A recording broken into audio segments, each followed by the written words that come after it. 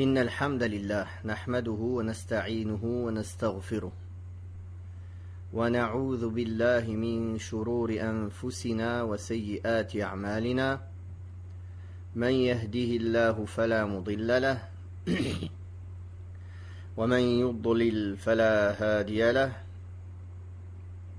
وأشهد أن لا إله إلا الله وحده لا شريك له وأشهد أن محمدا عبده ورسوله يا أيها الذين آمنوا اتقوا الله حق تقاته ولا تموتن إلا وأنتم مسلمون يا أيها الناس اتقوا ربكم الذي خلقكم من نفس واحدة وخلق منها زوجها وبث منهما رجالا كثيرا ونساء واتقوا الله الذي تساءلون به والأرحام إن الله كان عليكم رقيبا يا أيها الذين آمنوا اتقوا الله وقولوا قولا سديدا يصلح لكم أعمالكم ويغفر لكم ذنوبكم ومن يطع الله ورسوله فقد فاز فوزا عظيما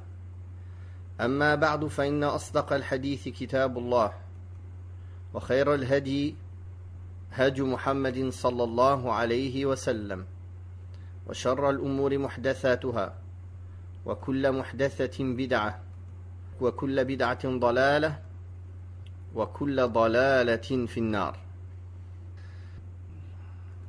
Donc on continue nos cours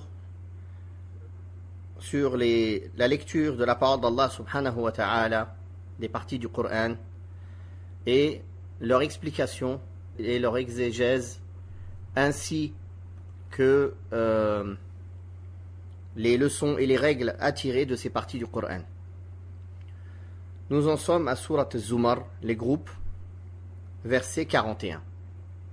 أعوذ بالله من الشيطان الرجيم إنا أنزلنا عليك الكتاب للناس بالحق فمن اهتدى فلنفسه ومن ضل فإنما يضل عليها وما أنت عليهم بوكيل الله يتوفى الأنفس حين موتها والتي لم تمت في منامها فيمسك التي قضى عليها الموت ويرسل الأخرى إلى أجل مسمى إن في ذلك لآيات لقوم يتفكرون أم اتخذوا من دون الله شفعاء قل أولو كانوا لا يملكون شيئا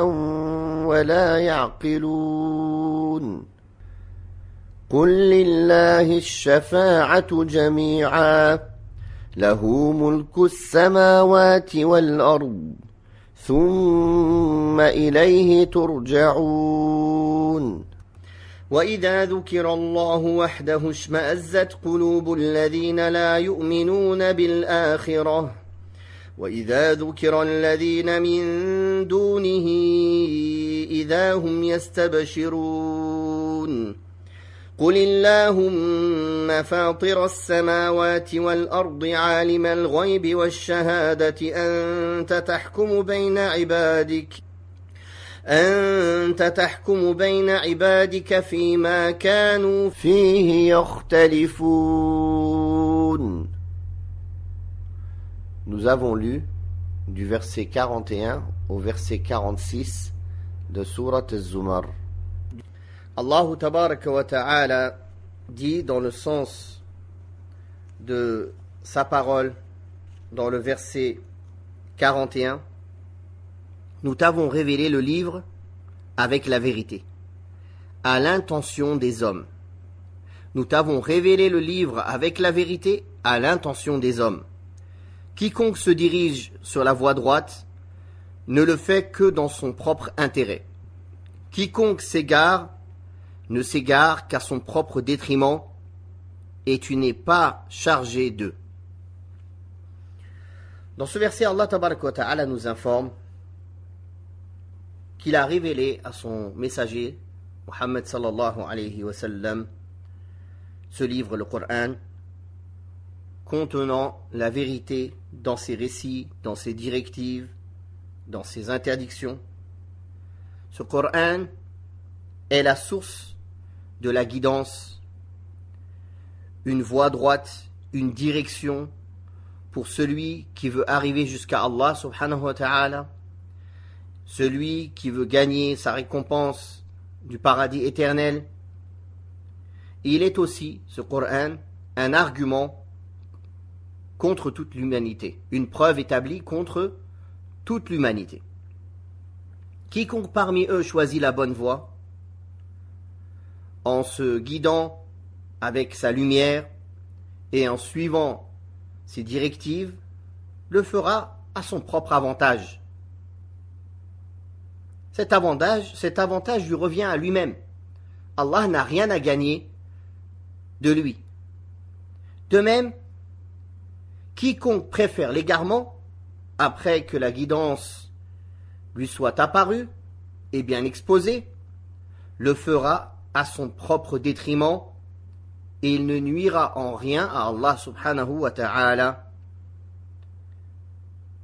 En effet, dans le hadith al-Qudsi authentique, Allah tabaraka wa ta'ala dit: si vos premiers et vos derniers, vos djinns et vos hommes, avaient le cœur comme le cœur du plus pieux parmi vous, cela ne rajouterait rien à ma royauté.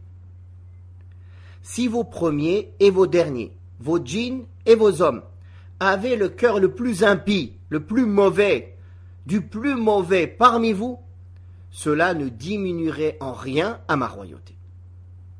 Ce ne sont en vérité que vos actions que je comptabilise pour vous.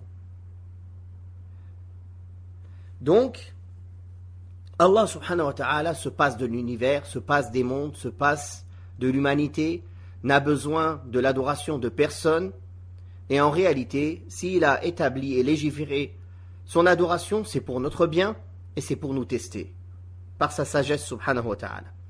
Et Allah tabaraka wa ta'ala dans ce verset dit à la fin du verset au prophète Muhammad sallallahu alayhi wa sallam: et tu n'es pas chargé de les représenter, tu n'es pas garant d'eux, ô Muhammad, ni en inscrivant leurs œuvres, ni en les jugeant pour cela, ou bien même en les obligeant à faire ce que tu veux d'eux. Bien au contraire, tu es simplement un transmetteur qui leur transmet ce qui lui a été ordonné de la part d'Allah subhanahu wa ta'ala. Celui qui veut suivre la guidée, c'est à son propre avantage, et celui qui préfère suivre l'égarement, c'est à son propre détriment. Puis dans le verset 42, Allah tabaraka wa ta'ala dit dans le sens de sa parole: Allah recueille les âmes au moment de leur mort, ainsi que celles qui ne meurent pas au cours de leur sommeil. Il retient celles dont il a décrété la mort et renvoie les autres jusqu'à un terme déterminé et fixé.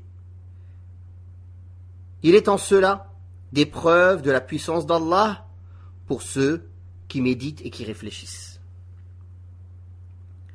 Allah tabaraka wa ta'ala nous informe dans ce verset qu'il est le seul subhanahu wa ta'ala à se charger des créatures quand ils sont éveillés ou quand ils meurent. C'est-à-dire le sommeil qui est une petite mort, ou bien la mort réelle, c'est-à-dire le retour à Allah tabaraka wa ta'ala. C'est Allah subhanahu wa ta'ala, comme a dit dans ce verset, dans le sens, qui se charge des âmes au moment de leur trépas, au moment de leur mort, la grande mort. Et il est le seul subhanahu wa ta'ala à se charger des âmes, et en s'attribuant ce rôle, Allah tabaraka wa ta'ala ne remet pas en cause le fait qu'il ait chargé pour cela des anges, qu'il a créé des anges pour cela, l'ange de la mort, ainsi que les assistants de l'ange de la mort parmi les anges. Comme il a dit dans d'autres versets subhanahu wa ta'ala: قُلْ يَتَوَفَّاكُمْ Malakul mawti alladhi wukkila bikum. Dis-leur, l'ange de la mort qui a été chargé de vous faire périr, puis vous serez ramenés vers votre Seigneur. Et elle a dit dans un autre verset, Hatta idha jaa ahadakumul mawtu tawaffathu rusuluna wa hum la yufarritun. Et il vous envoie jusqu'à ce que l'un de vous, quand la mort lui vient, nos messagers les font mourir et ils ne les ratent pas en cela. De même que dans un autre verset, Allah tabaraka wa ta'ala dit dans le sens de sa parole, et il vous envoie ses anges gardiens, si bien que lorsque la mort visite l'un d'entre vous, nos envoyés le font périr sans aucune négligence. Donc Allah tabaraka wa ta'ala, il s'est attribué le fait qu'il fait mourir les âmes, mais ça ne veut pas dire par là qu'il n'a pas créé des causes pour cela. C'est parce qu'il est le créateur subhanahu wa ta'ala, celui qui dispose de toutes choses, et s'il les attribue aussi à des causes, à leurs causes, c'est parce qu'en vertu de sa sagesse subhanahu wa ta'ala, il a fait que sur cette terre, il a donné à chaque chose une cause. Et il a fait la loi de la causalité, des causes à effet. Mais c'est lui subhanahu wa ta'ala qui décide. Et s'il veut certaines choses, il les fait avec ou sans cause. Mais il a voulu nous enseigner qu'il y a des causes à chaque chose.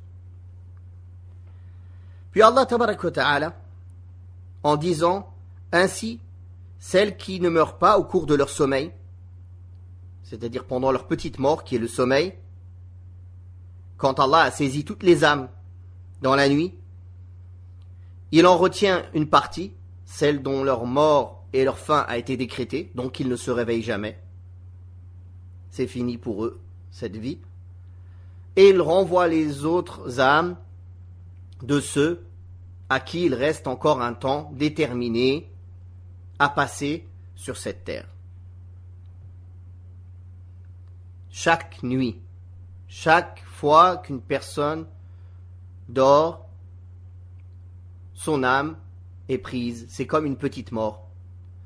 Et en vérité, il ne sait pas s'il va revenir au réveil. C'est pour ça qu'il y a des sunnas. C'est pour cela que chaque personne, chaque journée, il doit la vivre comme si c'était sa dernière journée sur cette terre.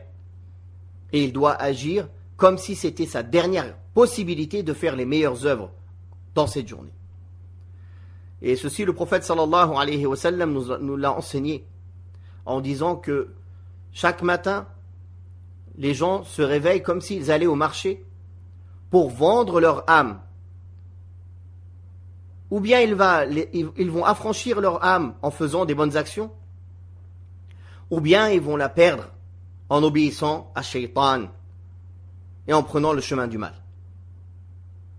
Puis ils meurent. Chaque jour, chaque personne qui dort, elle meurt. La petite mort. Mais il ne sait pas s'il va se réveiller de cette petite mort, s'il aura encore une chance d'œuvrer le lendemain. Voilà comment un croyant doit aborder sa journée. Comment il doit fructifier son temps et faire son maximum pour ne pas perdre cette occasion qui lui a été donnée de s'approcher d'Allah subhanahu wa ta'ala, de faire des bonnes actions, de se repentir, de revenir du mauvais chemin. Et il y a aussi des sunnas que le prophète sallallahu alayhi wa sallam nous a enseigné avant de dormir en état d'ablution, de dormir en faisant les adhkar, certaines invocations à dire avant de dormir. Il nous a enseigné que celui qui fait les ablutions, qui dort sur son côté droit et qui dit l'invocation Al-Bara ibn Azib, Wallahu a'lam si je me souviens bien, le hadith de Al-Bara ibn Azib radiyallahu anhu, que de faire les ablutions, de dormir sur le côté droit et de dire une certaine invocation, que celui qui dit cette invocation-là, s'il meurt, il mourra sur l'islam, sur la fitra, sur la saine nature. Et s'il se réveille, asabta khayra, il trouvera du bien. Il trouvera du bien.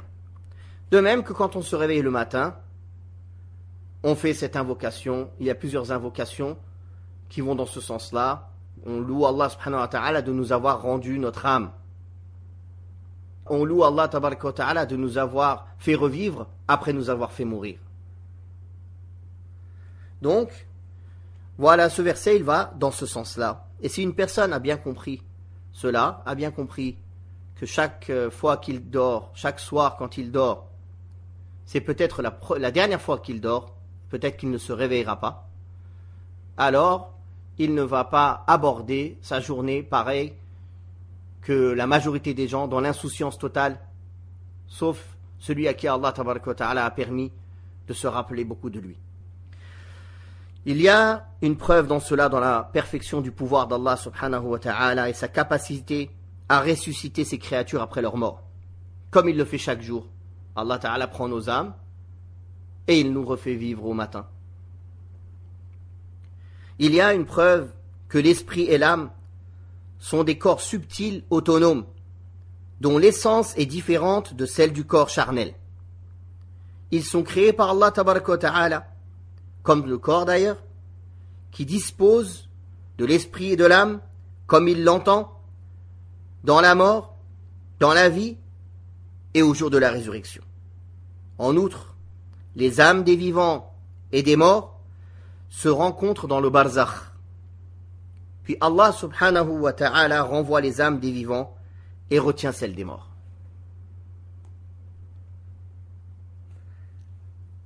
Naam, il y a une personne qui a mis le hadith de Al-Bara ibn Azib. C'est ça, c'est bien Al-Bara ibn Azib. Vous pouvez retrouver, Inch'Allah, le hadith en arabe pour apprendre cette dua et dormir avec les ablutions, dormir sur le côté droit et dire cette invocation avant de dormir, Inch'Allah. Barakallahu fikum. Naam. Puis, dans le verset 43 et 44, Allah tabaraka wa ta'ala dit dans le sens de sa parole, mais ils adoptent des intercesseurs en dehors d'Allah. Dis-leur, agissez-vous ainsi, bien qu'ils soient dépourvus de tout pouvoir et de toute raison? Dis-leur, toute intercession ne dépend que d'Allah, à lui seul appartient la royauté des cieux et de la terre, puis c'est vers lui seul que vous serez ramenés. Allah tabaraka wa ta'ala fustige dans ces versets ceux qui prennent en dehors d'Allah, en dehors de lui, des intercesseurs auxquels ils s'attachent, qu'ils invoquent et qu'ils adorent. D'ailleurs, quand on leur dit vous adorez autre qu'Allah, ils disent non, on ne les adore pas. On leur demande d'intercéder pour nous auprès d'Allah. Mais Allah tabaraka wa ta'ala a considéré cela comme une adoration. D'ailleurs, tous les polythéistes, les associatres, les gens qui adoraient les statues, les gens qui adorent les arbres, les vaches, ou quoi que ce soit, quand on leur dit, ils disent non, ça c'est pas, on n'adore pas cette chose en soi. C'est l'âme qu'il y a en elle, ou les djinns qu'ils adorent. Ou bien quand ils adorent les saints, ou les morts, ou les anges, ou les prophètes, ils disent non, on ne les adore pas. On leur demande simplement d'intercéder pour nous auprès d'Allah. Et dans le Coran, il y a plusieurs versets qui prouvent que ce qu'ils appellent eux comme une demande d'intercession est en fait une adoration. Ils les adorent en dehors d'Allah. Et il y a plusieurs hadiths aussi dans ce sens. L'invocation et l'adoration même. Donc quand ils les invoquent en dehors d'Allah, s'il te plaît, fais-moi ça, s'il te plaît, donne-moi ça, protège-moi, guéris-moi, ou demande à Allah pour moi. Qu'est-ce qu'il demande à un mort ou à une tombe? Ou intercède auprès d'Allah pour moi d'aller au paradis ou de me préserver de l'enfer? Il demande ça à des morts qu'ils adorent en dehors d'Allah subhanahu wa ta'ala, auxquels ils s'attachent et qu'ils invoquent. Ont-ils oublié qu'Allah tabaraka wa ta'ala entend et voit et qu'il est plus proche de ses serviteurs que leur veine jugulaire, et qu'il répond à l'appel de l'acculé quand il est acculé, quand il l'appelle, quand il l'invoque? Même le mécréant qui est dans la mer, acculé et qui invoque Allah, Allah répond à son appel. Alors comment un croyant sincère qui s'en remet à Allah subhanahu wa ta'ala? Alors Allah tabaraka wa ta'ala dit dans le sens, réponds-leur en leur montrant leur ignorance et en leur prouvant que ceux qu'ils prennent comme intercesseurs en dehors d'Allah ne le méritent pas, à savoir leurs idoles, mais s'ils ne possédaient rien, c'est-à-dire le poids d'un atome dans les cieux et sur terre, ni le plus petit, ni quelque chose de plus petit que cela, ni même plus grand, bien plus, ils ne possèdent même pas d'intelligence susceptible de leur attirer des éloges, car ce ne sont que des objets inertes, faits de pierre, d'arbres, d'icônes ou autres. Peut-on dire que celui qui les prend comme intercesseurs possède une intelligence, ou est-il plutôt le plus ignorant et le plus injuste et le plus inique des hommes? Dis-leur, l'intercession totale n'appartient qu'à Allah, car c'est lui qui dispose de tout et de tout intercesseur. Et les intercesseurs le craignent, et ils ne peuvent intercéder auprès d'Allah que par sa permission. Par conséquent, lorsqu'il veut accorder sa miséricorde à quelqu'un, il permet à ses serviteurs pieux d'intercéder envers une personne qu'Allah agrée,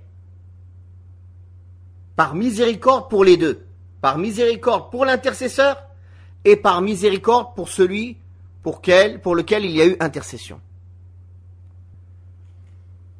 Ensuite, il a décrété que toute l'intercession lui appartient seul, en disant toute l'intercession appartient à Allah seul, c'est à lui qu'appartient le royaume des cieux et de la terre. Tout ce que les cieux et la terre contiennent, comme choses, comme actes, comme attributs, aussi est-il exigé de demander l'intercession de celui qui la possède en entier, c'est-à-dire Allah subhanahu wa ta'ala, en se dévouant dans le culte qui lui est rendu. Puis c'est à lui seul que vous serez tous ramenés.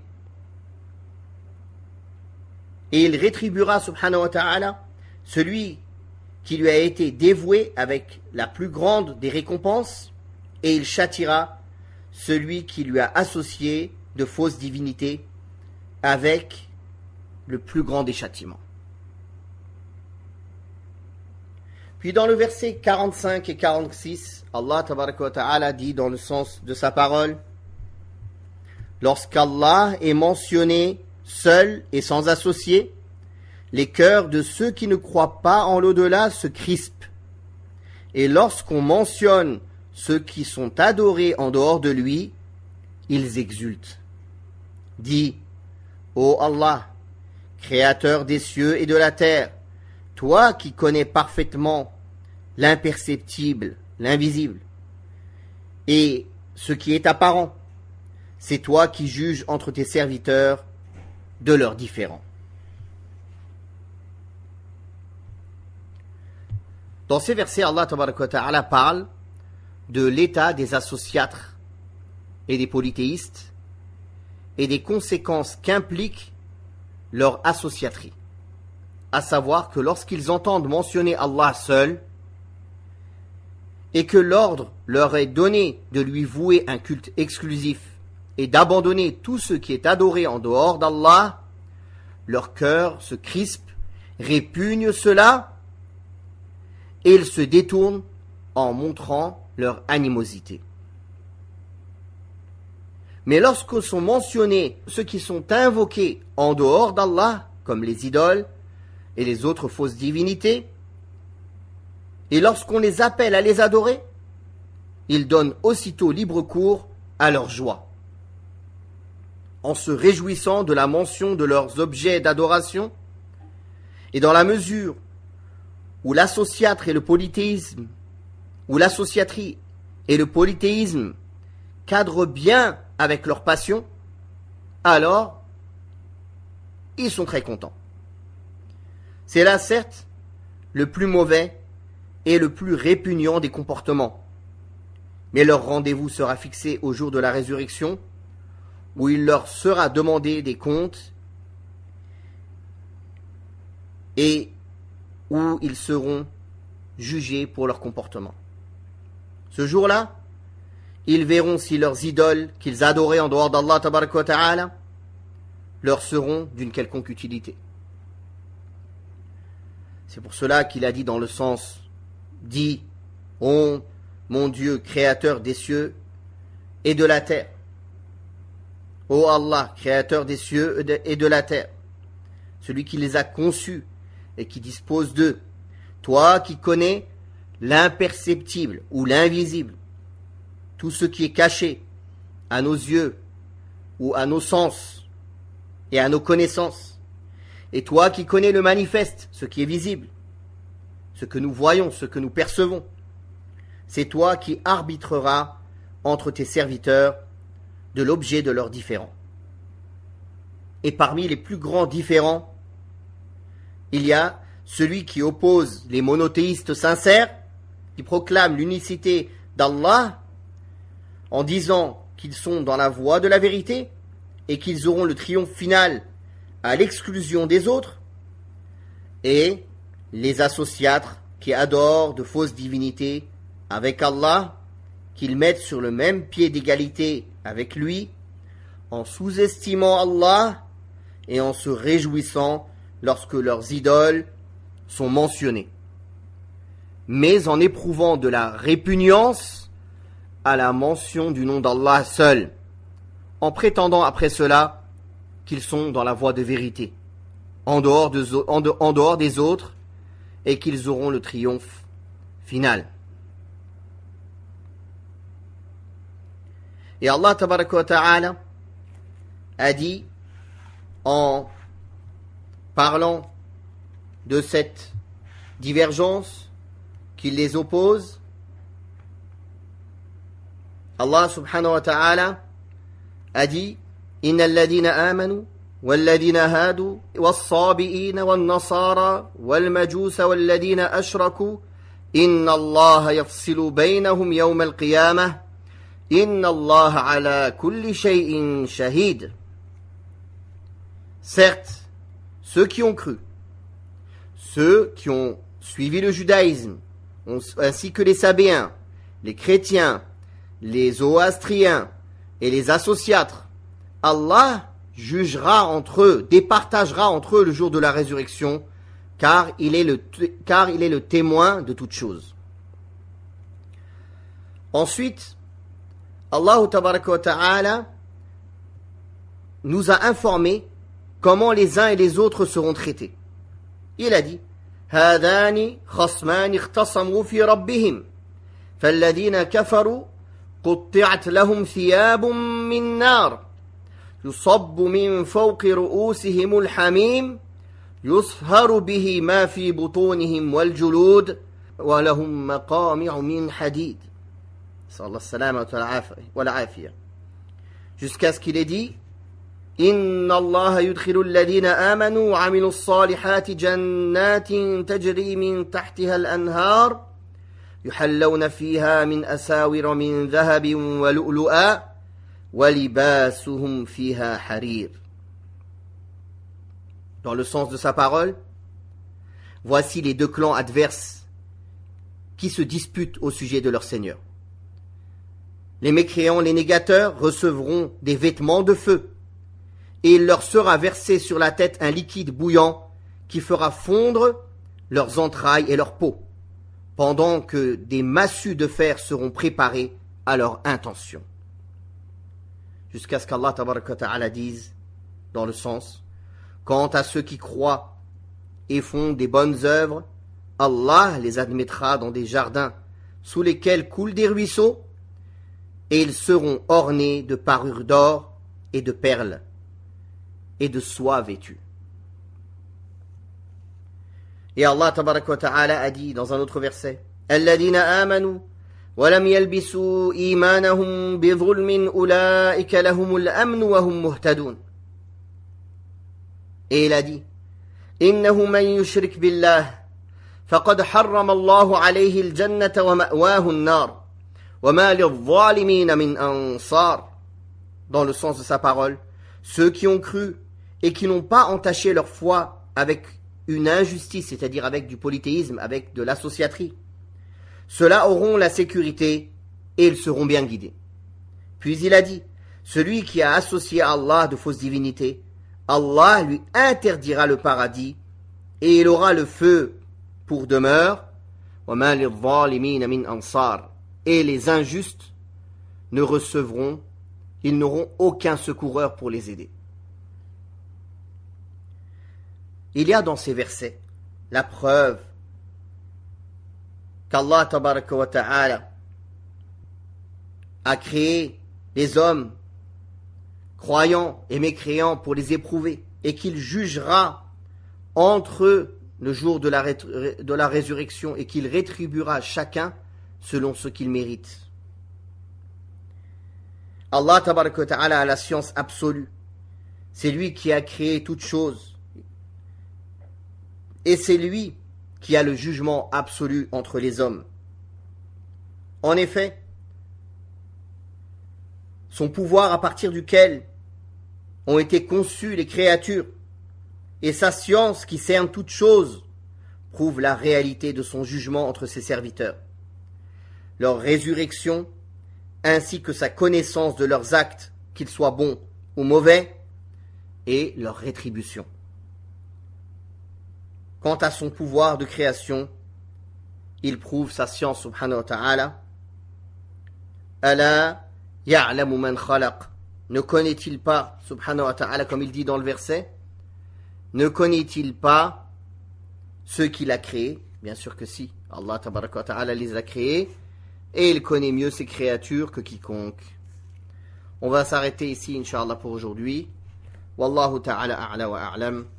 Wa sallallahu ala Muhammadin wa ala alihi wa sahbihi wa sallam.